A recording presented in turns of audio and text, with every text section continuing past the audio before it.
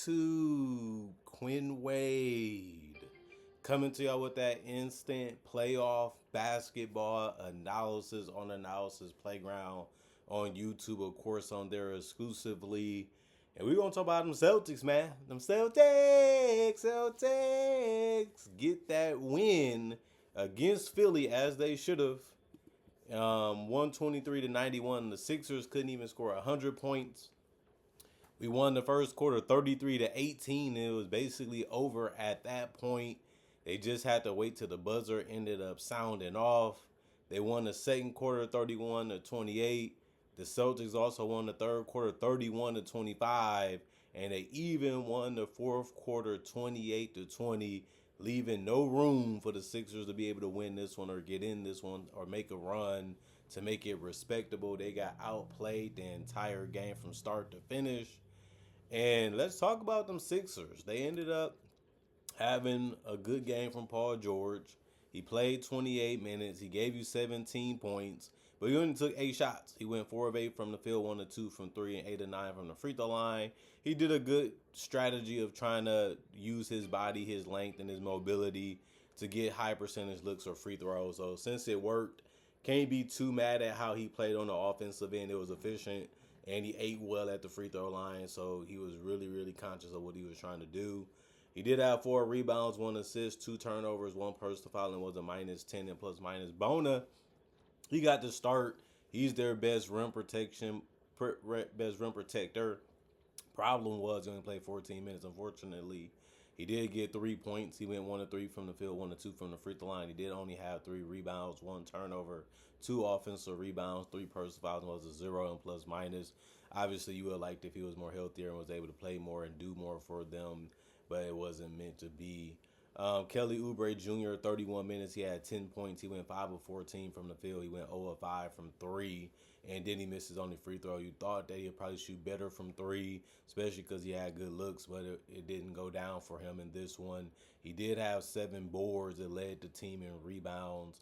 He also had 2 assists and 1 turnover, 1 offensive rebound, 2 personal foul, and was a -21 and plus minus. We knew that Tyrese Maxey was going to lead them in scoring. We just didn't know would he do it efficiently. Well, he didn't. He went 8 of 20 from the field, 1 of 4 from 3. Although he did go 4 or 5 from the free throw line, he was held to 21 points. You don't want him scoring 30 or 40. They was able to keep him under control enough to where he didn't dominate this one in the 37 minutes that he played, which was the most on the team. He did have 1 rebound and 8 assists. He gave the ball up more. And this one, that makes sense for him to do that. They're going to try to find a way to key in and focus on trying to stop him, because if you stop him, the whole team just isn't the same offensively. He did have 3 turnovers and 4 personal fouls and was a -29 and plus minus. VJ Edgecombe, 34 minutes for him. He had 13 points. He went 6 of 16 from the field, 0 of 5 from 3, 1 of 1 from the free throw line. Obviously, he's not going to shoot this bad from 3 for the rest of the series, but he had good looks. They just wasn't dropping, and then he tried to drive a couple times. He traveled and things like that. His head wasn't fully in it. And this one, you just want him to settle down a little bit and be ready for the next one.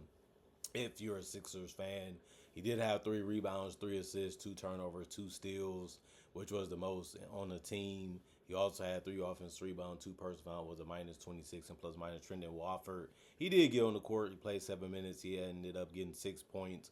He did go 3 or 4 from the field, meaning he only missed 1 shot.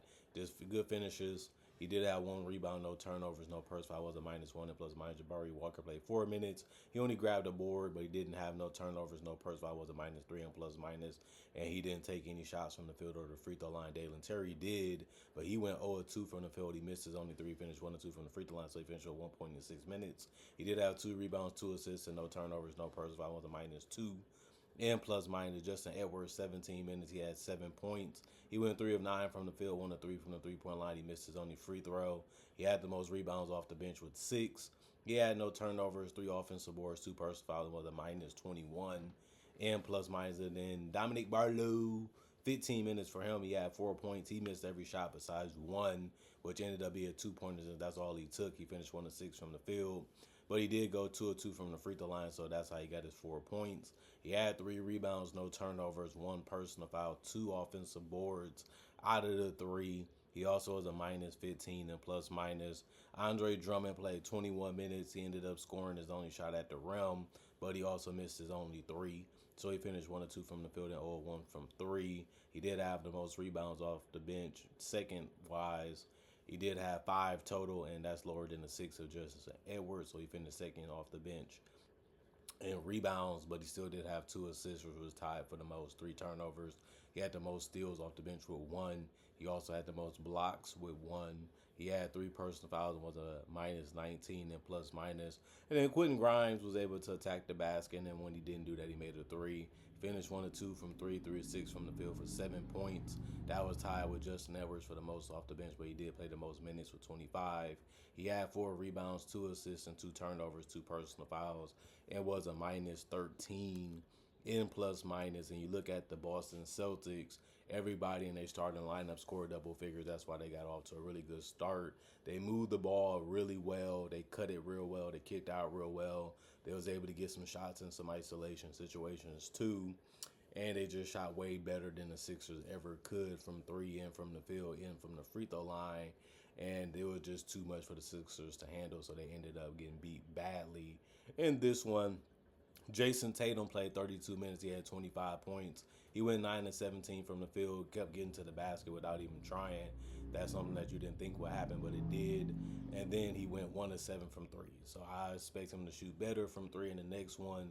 But it was still good to see him do some other stuff besides just settle for jumpers, because he also went 6 and 6 from the free throw line. A lot of that is because he wanted to attack and not just settle for perimeter shots. He did have 11 rebounds, so he finished with a double-double. He's been doing that basically all season since he's been back. He also has 7 assists. He also has been one of their better passers and playmaker, if not the best one, since he's been back. Plus, he had led the team in assists in this one with the 7. He did have one turnover and 2 steals. That was tied for the most on the team with Jaylen Brown. He also had one personal foul and was a plus 20 and plus minus. This was a really good game from him. Besides, if you take away the three-point shooting, it would probably have been a perfective type of game. But at the end of the day, since he didn't make the threes, it had a little bit of a flaw with it. Sam Hauser, 28 minutes. He had 12 points. He ended up making 4 or 6 from three. That was really good from him. That's what he can do. And he did it at a high level in this one. He also grabbed 7 boards and 2 assists. Rebound, keep the ball moving, and try to find an open guy if you don't have a good look. He did have no turnovers in the steal, 1 offensive board, 2 personal foul, was a plus 14 and plus minus. Neemias Queta played 15 minutes. He ended up getting 13 points. He ended up making every single shot that he took. They wasn't strong enough and physical enough and quick enough to get to him. So when they did, he ended up going 3 or 4 from the free throw line. So he got rewarded for being aggressive too when he did get a shot and they tried to contest it. He did have 2 rebounds, 1 assist, no turnovers, and a block. He did almost foul out, though. That's why he played 15 minutes, because he finished with 5 personal fouls. And he was a plus 12 and plus minus. And then Derek White, he didn't take a lot of shots, but he did a good job of knowing which ones to take and which one not to. Played 33 minutes. He had 10 points. He went 4 or 10 from the field, 2 or 7 from three. Some of his threes was good anyway. He just wasn't knocking them in. He did miss his only free throw as well. He had 3 rebounds and 6 assists. He has always been a good team player. He's always looking for his teammates, so there's nothing really new in this one that he was able to get that many assists. That's about what he gets anyway.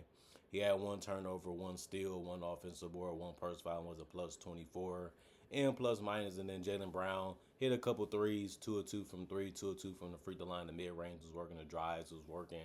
It was just too easy for him and Tatum a lot of the time. And this one, they were just getting open looks and good drives all game and good pull-ups. That it didn't really make sense for them to switch up anything. He did also have 4 rebounds, 3 assists, 2 turnovers, and 2 steals. 1 offensive rebound out of 4 total, 3 personal fouls. And he did go 11 to 21 from the field, which was efficient. And he was a plus 23 and plus minus. Nikola Vucevic hit a wide open 3, but he finished 1 or 2 from 3, 1 or 3 from the field for 3 points in 18 minutes. He did lead the bench in rebounding with 6. He also had 3 assists and 2 turnovers, 4 personal fouls, and was a plus 13. And plus minus, Luka Garza played 14 minutes. He had 7 points. He went 1 of 4 from the field, 4 of 4 from the free throw line. Just hit the wide open shot if you can. He only made 1 of them, but the rest didn't really matter much because he did shoot some good looks, so he's still happy with that. And then he did make a good amount of free throws. He also had 2 rebounds, 1 assist, no turnovers. All his rebounds was offensive. He had 2 personal fouls.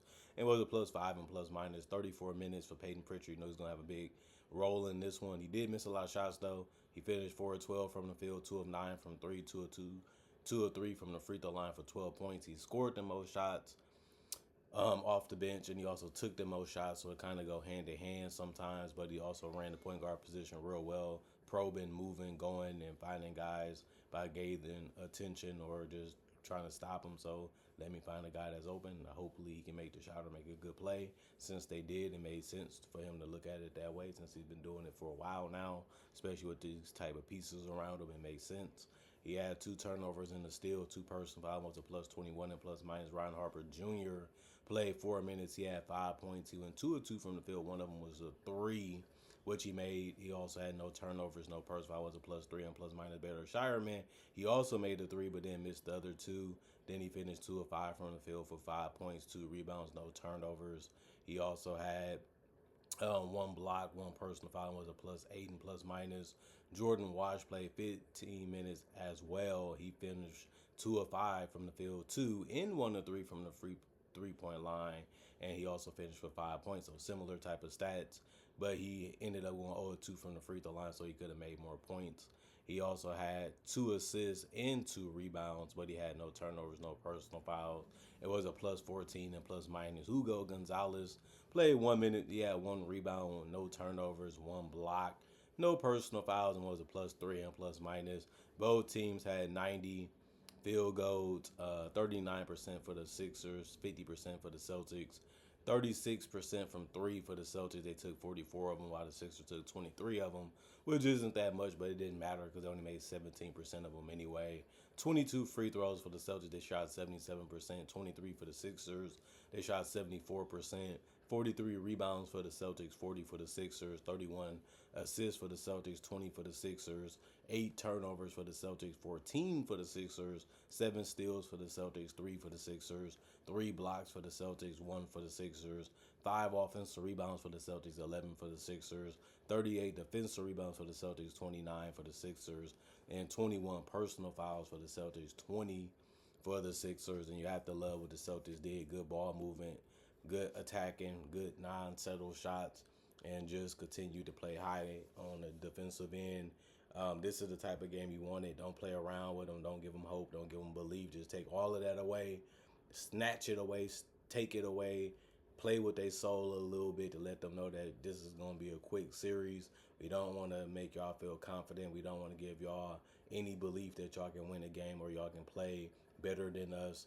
And that's what the Celtics try to do. Obviously, you have to go out there and execute it. You actually got to go out there and make it happen.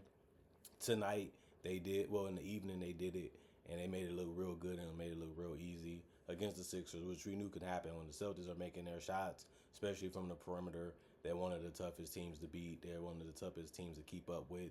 And the Sixers are already down a lot of good players, and they're still trying to figure out how to get, as healthy as they can to still make it competitive before the series is over. But this is a good start. This is a good win. You have to be happy if you're a Celtics fan that we got it done in a dominant way. And let's see what we can do at home in the next one as well. Other than that, comment, like, subscribe, share, hit the notification bell to get that analysis when it first come out. Y'all stay blessed up. Y'all stay good. Peace. And as you all know, we did look like a finals team. We did look like a championship team in this game. But we got to stay healthy. We got to keep it going. We got to keep pushing ourselves. And hopefully some of our players can have a better game than they had tonight. And that can also be good because we're going to need it against a tougher competition as the playoffs continue to go on if we do advance quick and healthy. Other than that, peace.